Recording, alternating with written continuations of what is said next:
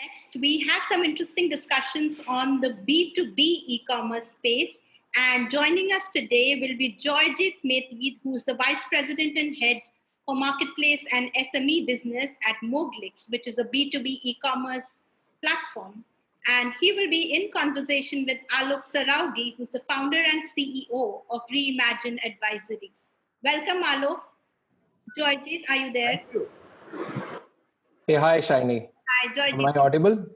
Okay, lovely. So I can't see myself, so never you mind. Well, lovely to be here. Georgie, good to see you again. And Shani, thank you for making this happen. We've had a lovely set of panelists earlier talking about B2C and direct-to-consumer businesses. This is the time to think about, what happens in the enterprise space, what happens to businesses, and Right. how they managing, a pure play digital first interface for customers, right? Before we get started, Georgie, do you want to quickly talk to our audience about what Moglix is, what you guys are doing and how long you've been doing it for? Thanks, Alok. Thanks, Shiny. I hope I'm visible and audible. Anyways, let me introduce Moglix and talk about what we guys do. So primarily, we are a technology-enabled B2B commerce organization, mainly focusing on the supply chain solution for typical MRO products. So MRO stands for maintenance, repair, and operations. In some terminology, people call it indirect procurement categories, like the tools and consumables, safety, electrical, office IT peripherals. So that kind of product categories, as well as customized packaging solutions, we provide to typically commercial, business, and industrial customers of all size and shape. I mean, right from the SME to enterprise customers. So we already cater to 500 plus enterprise institutional customers, and we serve their 2,000 plants spread across the geography. We also have 1 million SME customers who have purchased directly from our marketplace, that flagship moglix.com. We see almost 2.5 to 3 million traffic per month. And this 50-60% of those customers are regularly purchasing from our platform per month. Right. And the ticket size range from 1,000 even in lakhs also. Yeah, that's significant scale, right? So here's a question for you. The earlier sessions and many sessions that we have outside of this forum focus on the sexier businesses of direct to customer, right? Right. They get all the attention in a very significant way. They get all the affection as well. Given the scale and reach of enterprise businesses like yourself, how do you feel about the differences? Do you feel that the lines which are seemingly hard-coded between what is direct to consumer and what is an enterprise play like yourself, how hard-coded are those lines? Do you see the difference between these businesses, and how do you navigate the challenges of running a different kind of business, if you will, compared to what happens in the D2C space? So see, Alok, basically the line or the divide between B2B and B2C is getting blurred day by day. So basically, the purchase people, the decision makers who are taking decisions for purchase for their institutions, for their organizations, typically they are human beings, right? And so they are all using B2C e-commerce platforms and other channels for their personal purchase. And they expect the similar experience while they are buying, products for any products, goods and services for their organizations. When it comes to this MRO type of categories or this electrical safety category products, these are standard product, distributed by brands and manufacturers. Particularly for this kind of categories, the expectation from a B2B buyer is no different from that of a B2C or consumers. They expect, the same product catalog with, 2-3 images, product images, even shot aesthetically the way, they are buying maybe sari or mobile phone or other products. So they also want to compare different products, alternative brands.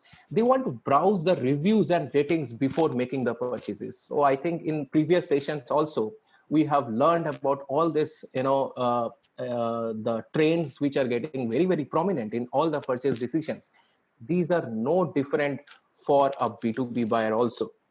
Now, so Right. that is one aspect before purchase. And the post purchase, what we have seen even for food ordering app, even other regular, B2C products, the post order experience has been like phenomenal. I mean, we see so much of technology. We get real time order notification, the status notification, and all that. Even people can log into their customer dashboard. They can see their, past transactions, even wish list.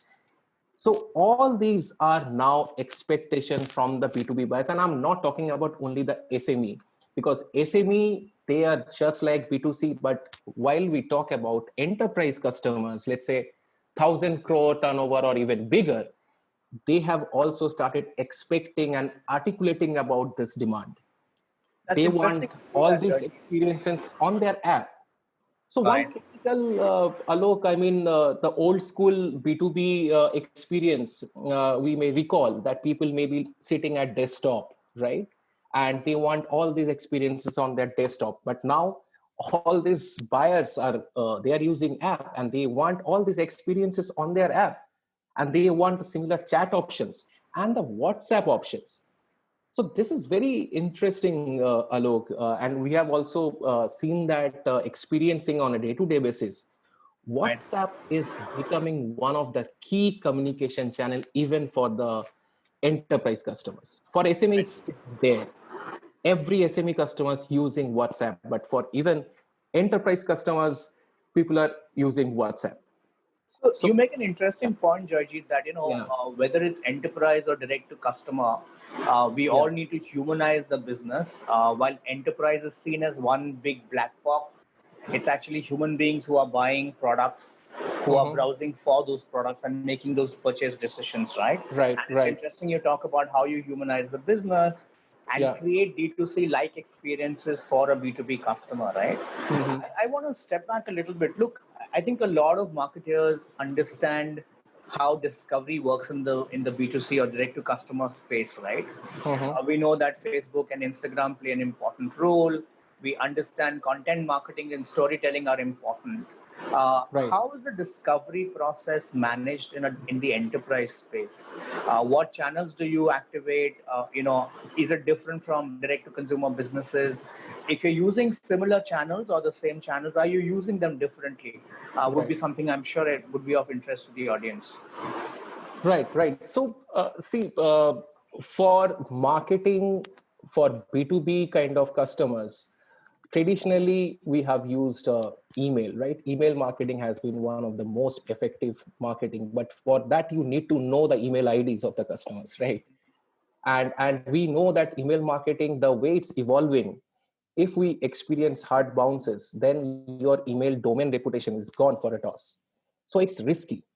The new technologies, marketing technologies which are coming out, it's definitely LinkedIn. I think all the B2B marketers, they use LinkedIn for reaching out to the right people in the right organization with the right decision making. So that navigation is there. So interestingly, what we do, once we get contacts from the LinkedIn, we get connected and then we get email. Then one email is exchanged. With that email, we get the coordinates of the person that we'd like to talk to. And then the magic begins, I would say. Then we get onto WhatsApp. And believe me, most of the business customers, and I'm talking about large sizes, even 500 crore, 1,000 crore, they would like to discuss all the business transactions, even pre-sales discussions on WhatsApp. And if they see value in talking to, let's say, any supplier, then they rope in or invite their colleagues also, their relevant stakeholders who are, in the process of this decision making, and they create WhatsApp groups. So do you believe that? I mean, customers creating WhatsApp groups and all the negotiations happening in that WhatsApp group. They share directly the product images and asking, do you have this product or not? And even we are giving quotes directly in the WhatsApp group. They discuss, negotiation also happening on the WhatsApp. And sometimes even we receive PO from the WhatsApp also. so so that's quite interesting. And sometimes email is kept for just as a repository of all the legal documents like PO, rate contract, and all that. uh, Another interesting marketing that we do, that is Google search marketing. See, I think in the last sessions also we have got to know that most of the purchasing decisions, I mean almost 90 to 95% all the purchase decisions starts from the product discovery. So the discovery of supply starts from the discovery of the products. And this product or catalog based marketing, the search marketing is the key, right? And for that, we all of us use Google. Particularly in all the portfolio of marketing campaigns available in AdWords, I would like to talk about the AdWords, the Google shopping ad. Shopping ad lets you see the product image and also the price, and those campaigns and ad results are shown at the top of the search result page above all other search results. So the probability of getting more impression and click through rate gets higher when you create that kind of campaign. Now, from the B2B perspective, people might ask, I don't have the right price which I would like to showcase publicly. That's fine. But for some of the catalogs, even if you create the price and showcase using the Google shopping ad, you'll get that impression. And then on that catalog, you can get queries for bulk order queries also, because that is what we do, right? And most of the RFQs we get from the enterprise customers, then we start getting into WhatsApp and emails and other interactions mode. Understood. So Understood. Joy, these this is two are fascinating. main, yeah. I understand, and I'm saying that it's fascinating to me personally. Mm-hmm. Per what you said, how chat is now more dominant than voice, which is counterintuitive in a sense. Of course, from a traditional marketing, which is how B2B is seen, and certainly in today's day and age as well. So, your comment about chat becoming more valuable, more productive than voice, and Mm-hmm. technology becoming more dominant than people. I mean, of course, it's expected in a digital first business like yourself. But Right. even that, the digital business, sorry, B2B businesses have always been very heavy on feet on street. So it's Mm-hmm. interesting how technology is pipping people, and I find those two, quite fascinating. Mm-hmm. I have to ask you this. Mm-hmm. In some of the earlier sessions, we also heard about the difference in behavior between tier one, Mm-hmm. tier two, and tier three, Mm-hmm. and the rate of adoption. Is that something you've experienced in the enterprise space at Moglix as well? So for tier 2 and tier 3 CTC, our enterprise customers are located in industrial belt, right?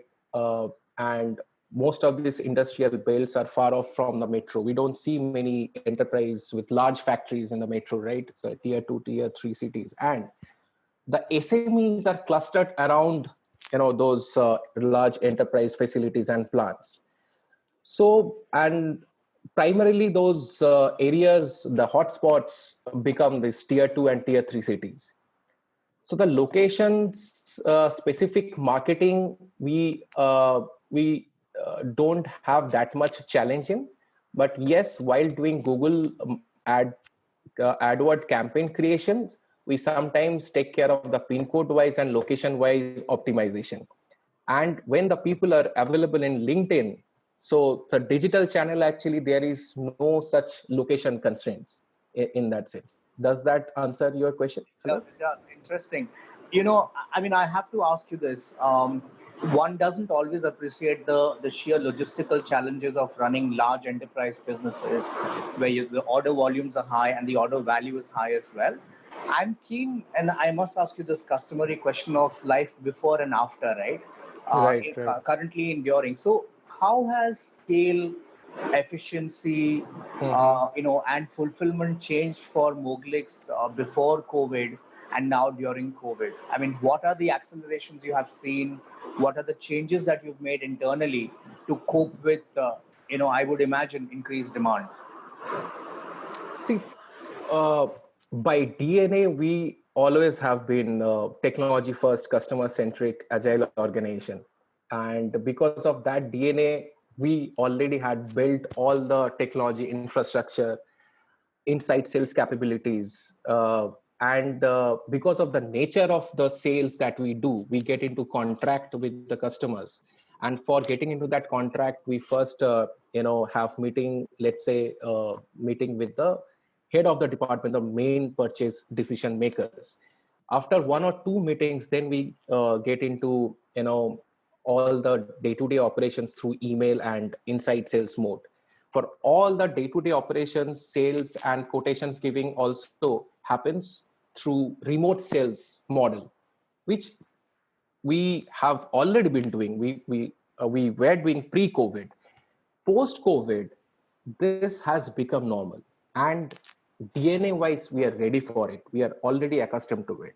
We have been investing a lot in all the automation and technology required, particularly creating that B2C type of experience, right, for our B2B customers. We have already started that journey. 3 to 5 years back, a lot of customers have accepted this as a new thing. But now post-COVID, it's acting as a catalyst, right? All the customers, they're rapidly responding to our this kind of concept. They are accepting and they are asking us whether we can expand further. To cope with that demand, surge, we are basically building further our inside sales team, through WhatsApp and through Google Hangout and all those communication mode.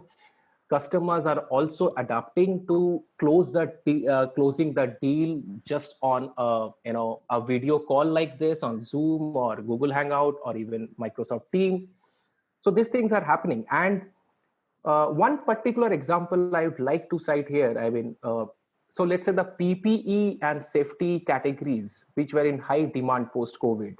And we already had safety as a strong category. And that category of products we used to supply to many customers.